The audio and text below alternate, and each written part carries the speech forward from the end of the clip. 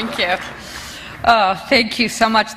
By the way, those last few photographs that you saw in that video were taken by NPR photographer David Gilkey, who was just yesterday named the White House News Photographers Association Photographer of the Year, which we think is not bad for an organization that's primarily about sound.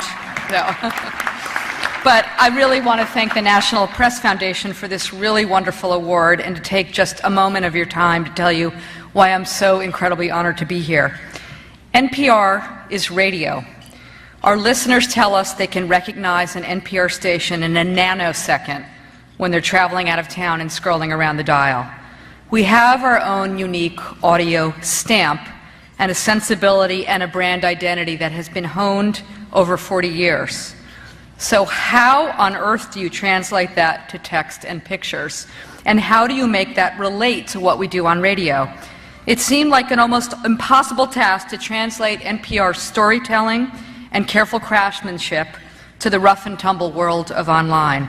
And yet the digital team, many of whom are sitting at a table right over here, has succeeded in doing that in just a few short years to make journalism, to make digital journalism NPR's second core.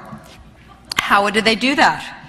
Though it's become a bit hackneyed, I still hear people throw around the phrase platform agnostic, as though that is some high virtue of digital journalism. I actually think the key to NPR is that we are the opposite of platform agnostic. We treat each platform as a blank slate and a precious opportunity to communicate the same brand values and audience experience of NPR, but in a very different way, picking up some of the aspects of NPR that our audience has come to expect. So on npr.org, it's about a clean, uncluttered space, a place of discovery, timeliness but not breathlessness. On the iPhone, it's about functionality, efficiency, a sense of the deeply personal. On the iPad, it's immersive and it's visually arresting and sound rich. On Facebook, it's playful, selective, and popular. And on Twitter, it's Andy Carvin, the human news platform, the place where journalists turn to find out what's going on. Each is a different experience, but shares these values: respect for the audience, news gathered and reported by professional journalists, stories told with integrity, civility, and intelligence, innovation, and a sense of whimsy. That's NPR speak for fun. We don't say fun, we say whimsy.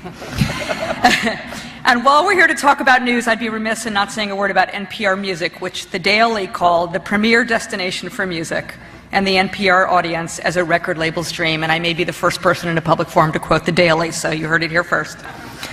In closing, I just want to be clear about how much I personally am responsible for all of this. So let me just do a quick calculation. The percentage about which that I am personally responsible is roughly, this is an approximation, 0. And I am humbled to collaborate and be colleagues with the men and women who spend each and every day working to make NPR a world-class experience for our audience. I do want to call out just a few of them here. Kinsey Wilson, who's our head of digital, who may or not have made it from the airport yet. Margaret Lowe-Smith, oh hey Kinsey, good. Margaret Lowe-Smith, our interim head of news. Mark Stencil, who oversees all of the editorial of our website. Keith Jenkins, who oversees multimedia and did this extraordinary video and many, many other things. And I don't want to name everybody else or I'll keep you here all day. And I also just want to mention my colleagues from our wonderful NPR member station, KPBS, who were honorable mentions in the .com category today. And my partner in all things, the president and CEO of PBS, Paula Kruger, who is here tonight.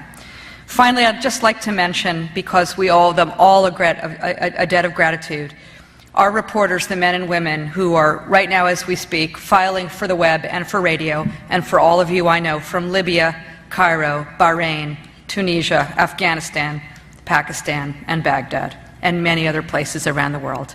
On behalf of NPR Digital Media, thank you for this tremendous honor. Thank you.